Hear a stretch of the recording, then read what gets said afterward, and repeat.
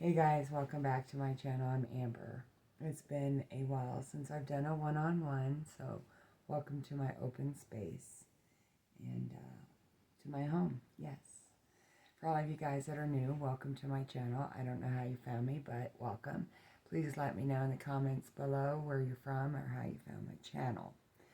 For those of you guys that have been with me for a while, welcome back. It is a little chilly out tonight, so I decided not to go to Tribal Thursday and come home. So I have my beautiful canvas that I'm going to be working on too. And I got my book. So you guys can see where my head is at. Look at this. The last time I did a pour, this was the drippings in the last canvas that I had. See so much stuff going on in here. Time to detail it. Anyhow, so I decided to stay home and read and stuff. So anyhow, to get to the point of this video, I thought I'd share a little inspiration into my mind. Welcome to my world. They know me here. My bumper sticker used to say that on my car. I'd get a lot of honks for it. Anyhow, I found my book going through some boxes. It's called Soul Medicine. Let's see if I can get it closer. Awakening Your Inner Blueprint for Abundant Health and Energy by Norman Shealy, MD, PhD, and Dawson Church, PhD. So it says foreword by Caroline Miss, PhD. Anyway, I like to read it because it's kind of like quoting someone's work. You always want to let them know who did it.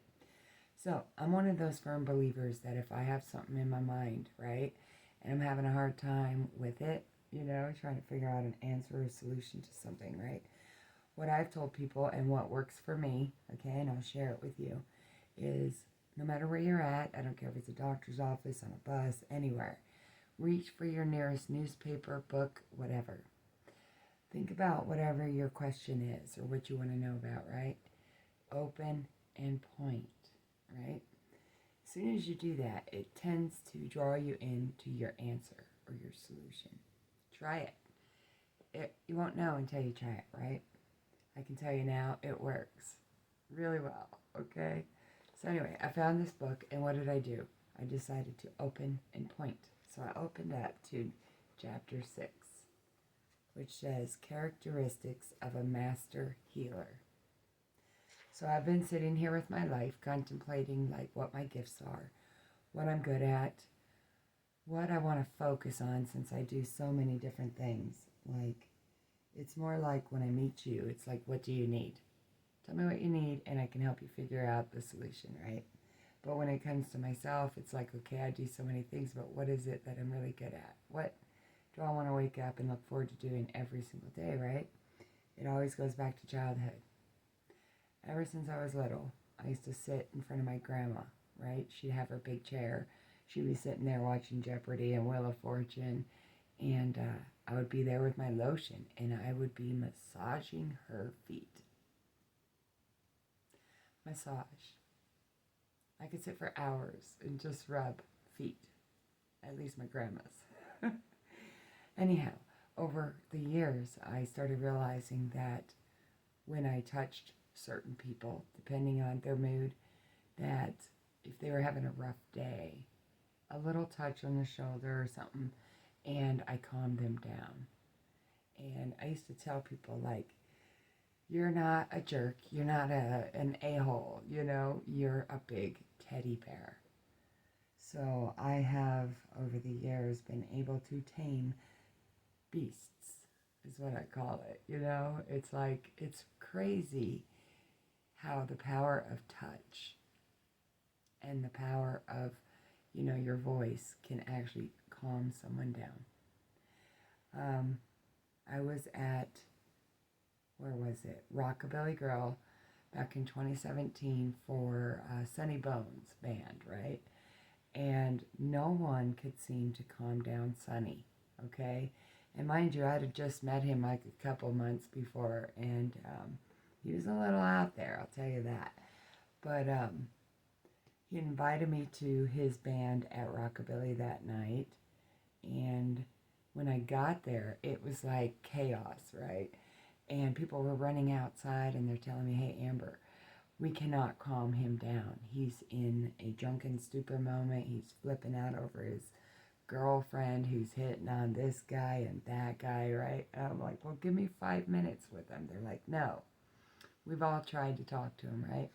I kept telling them, give me 5 minutes, right? And they kept pushing it off. I'd say a half an hour went by, and finally they came out and said, okay, Amber, it's your turn. Go try.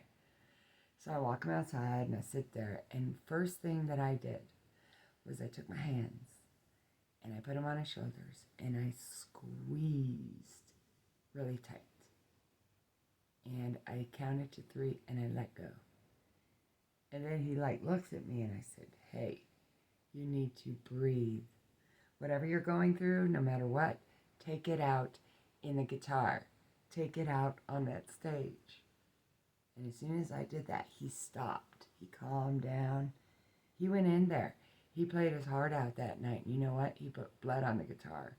I remember he's singing that song, Blood on My Guitar, and he's playing Rod Shipley's guitar. There literally was blood on the guitar when he was done. But I left soon after, and then chaos started again, and a fight broke out, and he got 86th. So it's funny. Like, I got him through that moment. But that's what I'm saying, guys, the power of touch. Some of us are healers. All of us, actually, are healers. Some of us have more gifts than others, but what I'm getting at is you too are a healer. How are you inspiring others? How are you shining light in the darkness? A lot of us, light workers, healers, whatever you want to call it, okay? The ones that are the light are the ones that deal with darkness on a daily basis. We are the ones that sit in that darkness. We contemplate, we dwell in it, but we also shine the light on it. And a lot of that light shining that I call, exposing the truth, right, is a natural thing that everybody has the ability to do. By the power of our tongues, by the touch of our hands, by the way that we smile, by the way we light up rooms when we walk in, because we're confident. That is all healing. It's all light. And we all have it. The darkness, we dwell in that darkness in our minds, in our thoughts, in our every day-to-day stuff, Hold on, I have to take a coffee break. To tell you the truth, I don't care if this video goes on for a little bit longer because I'm actually being myself right now. I'm actually talking to you like I would a friend, having a little book study moment. So, for those of you guys that have just found me or you're looking for inspiration, I hope that you're having a beautiful day.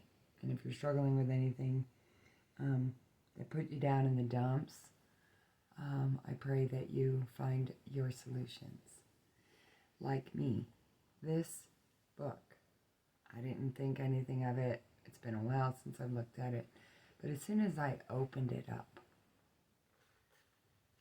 characteristics of a master healer. The number 6.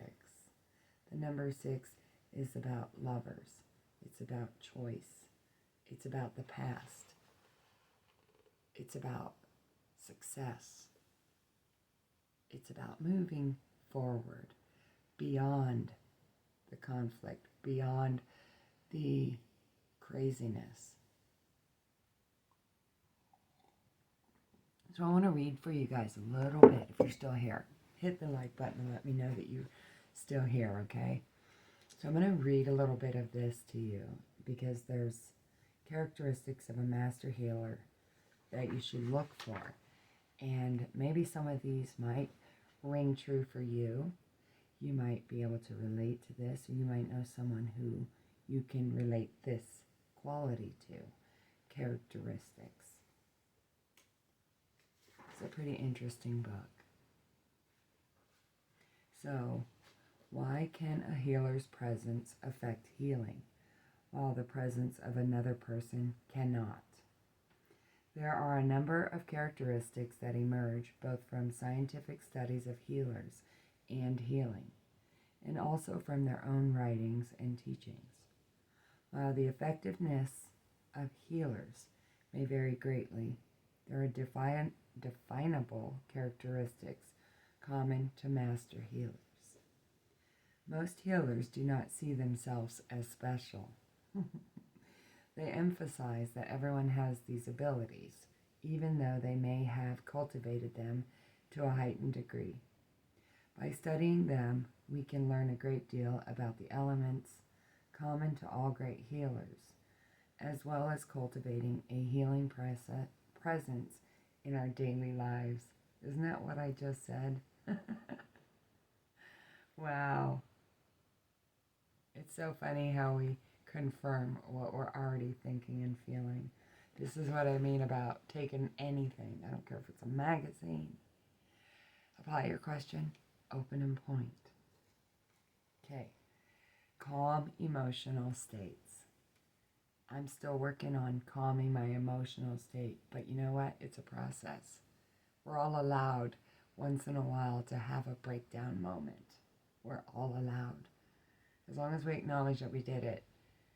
Hey, there are so many things that I sit back now and go, why did I do that? Why did I say that? Why? Because my emotions got in the way. Because of grief, because of loss, because of trauma, because of everything else. But, again, bring ourselves back to center. Refocus our thoughts, right? Calm the emotional storm. That's what I've been working on. And you know what? I had a blow up about a little over a week ago. And to tell you the truth, I was kicked out on my ass by my long-term boyfriend of 7 years. We got in another fight. It's been on and off, you know what I mean? I moved out of my apartment. I moved into his house after 7 years. And guess what? We get into another fight and boom, get the fuck out. Except for this time, I was like kind of stumped at first, but I knew it was coming and I expected it. And yet I also created it. And I let my emotions get the better of me and I reacted. But you know what? When it was all said and done, I can say to myself that I'm okay. I didn't have a backup plan. But I also didn't let my faith in myself and what I've done and how far I've come and what I've accomplished to get in the way of that. And I'm still sitting here smiling, reading from you about master healers. Because I love this. I love doing this work. I love learning from my mistakes. And we all have lessons. And calming that emotional aspect of us it's work. It's everyday work. It's everyday acknowledging our part in our own shit. Yeah, but it's also about centering. It's about calming our emotional storm, right? So we can focus on what have we been through before, what have we used as far as resources to get through it, and not only that, what can we do to help someone else? Even though I'm going through all this, I still want to help you. I want to help you see a different side of your suffering. The lighter side. It might have taken me a week or two of sitting in quiet, not going out, doing wire wrapping. Been doing a lot of this wire wrapping, creating stuff lately, doing my art. Anyway, to get back on topic, I'm going to finish reading. Don't ask me. I'm being goofy right now. It's a nice day. It's what, November 30th. Tomorrow's December 1st. Winter's almost here. It's beautiful weather here in Tucson. What can I say? So, you can tell master healers by their calm emotional states. It takes a while to learn that, but anyway. Our hearts do not beat in a regular rhythm. Heart rates varies continually, slowing up and speeding down. The degrees of fluctuation measured on an electrogram is called a heart rate variable. Okay, I'm reading this like, let's try that again. The degree of fluctuation measured on an electrocardiogram is called heart rate variability. The degree of heart rate variability we experience at any given moment correlates closely with our emotional state. Anger, fear, anxiety, and frustration are associated with a disordered heart rhythm, a high degree of heart rate variability. Emotional states such as love, peace, compassion, and tranquility are associated with decreases in heart rate variability and a more stable, consistent rhythm. So it says right there, see, when you're in an emotional state with love, peace, compassion, and tranquility, it decreases your heart rate. We all go through our rhythms. Healers typically have a strong spiritual practice and belief system.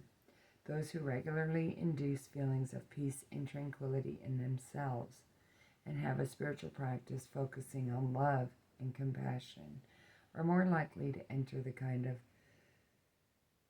physiological state associated with healing.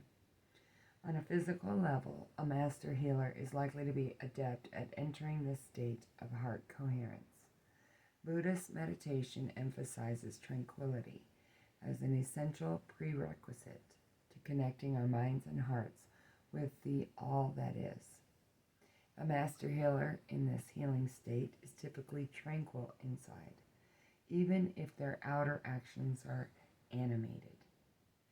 Even though aspects of their daily lives, marriage, money, children, may be as messy as the average person, when they enter the healing space, they shift to a place of inner serenity. So, you hear that? We walk around with the inner turmoil going on, but yet the outer self shows differently.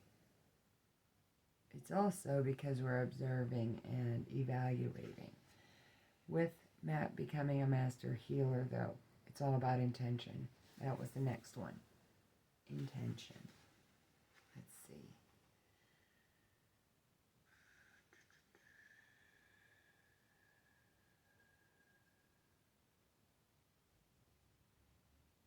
I'm reading it for a second.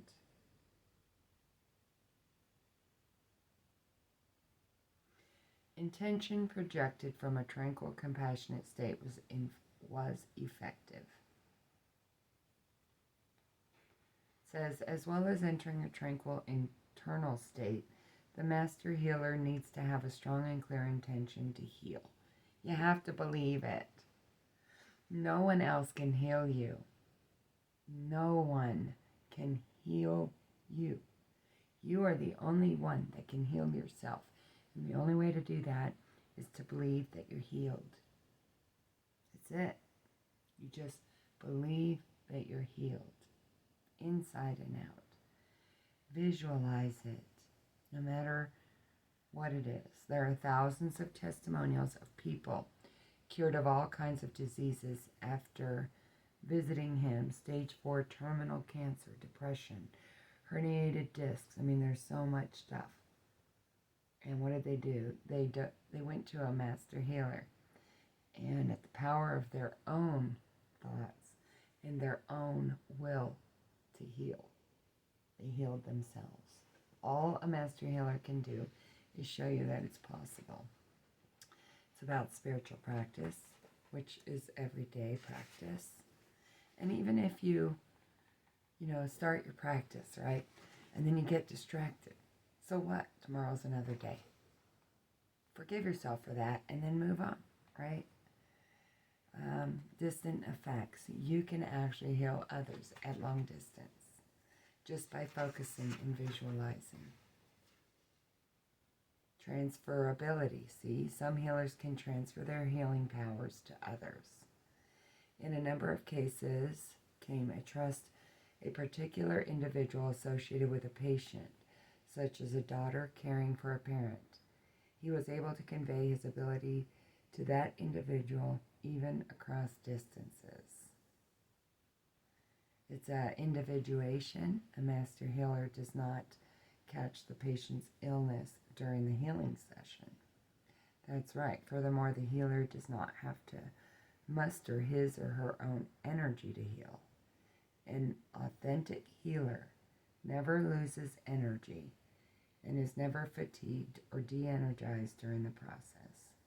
So that's the ultimate goal, is to be able to pick up other people's energies without transferring them to yourself. In other words, letting it flow in and out, allowing it to flow.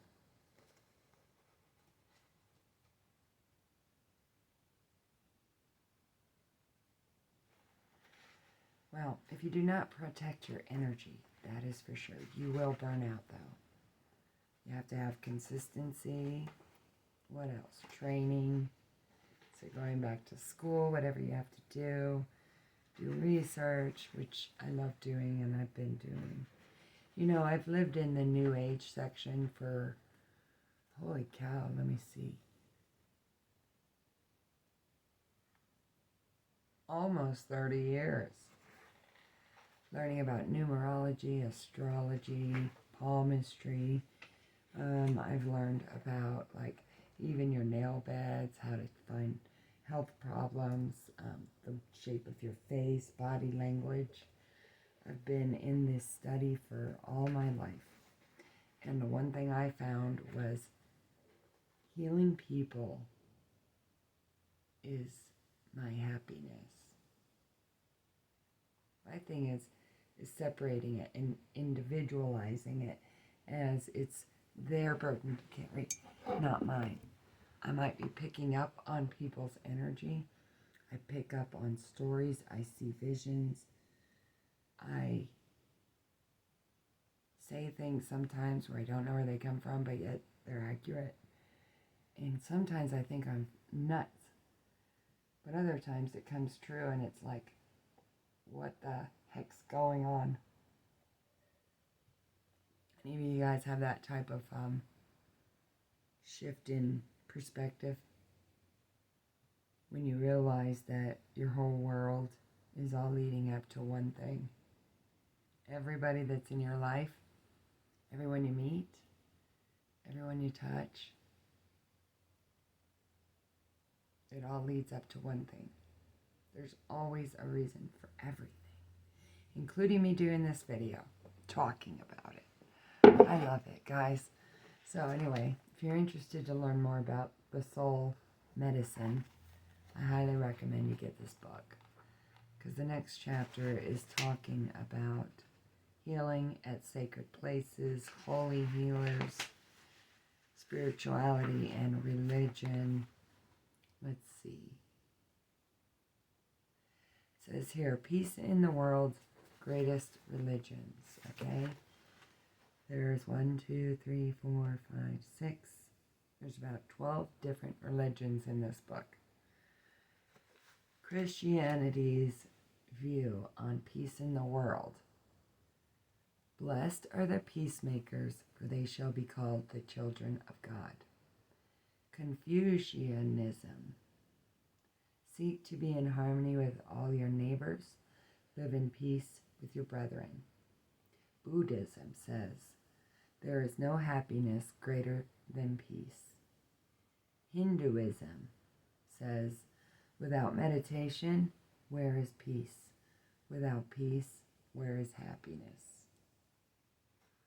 In Islam, God will guide men to peace. If they will heed him, he will lead them from the darkness of war to the light of peace.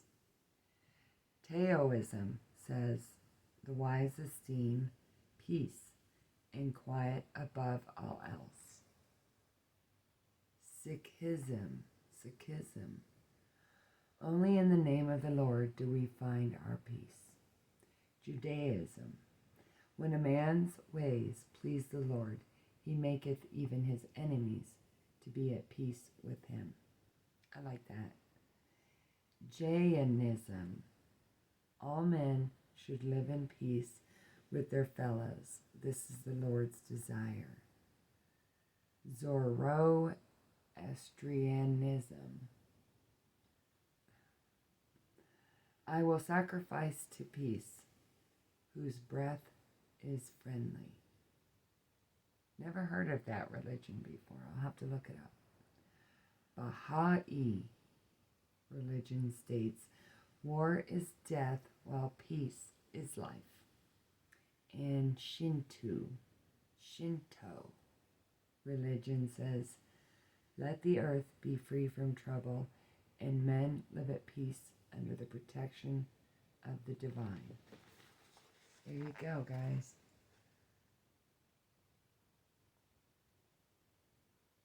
Pretty cool, huh? It's got all kinds of different things in here. Again, this is the book.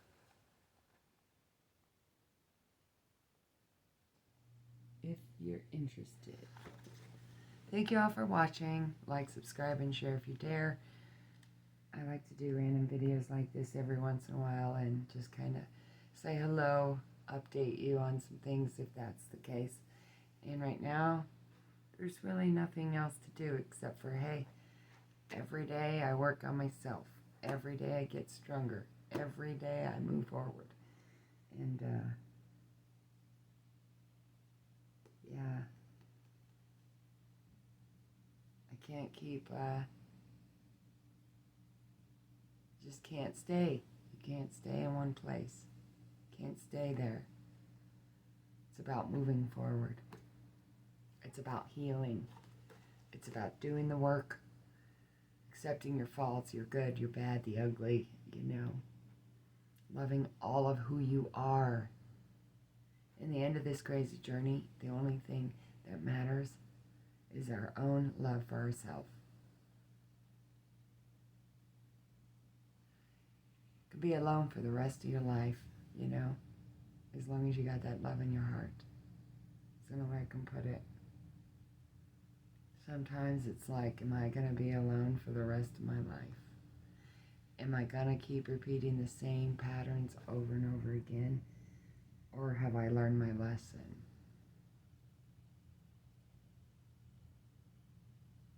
Yeah. Hey, I'll show you something. I found this today. It is like the coolest rock. It's like in the shape of a heart. Ooh. Hold on. Okay. Okay, let me see if I can hold it up without dropping it again. I don't know. It kind of looks like a heart to me. Let's rotate it back that way.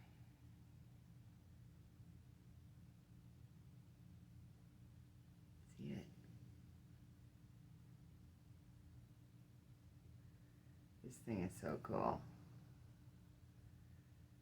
Anyway, looks better in person.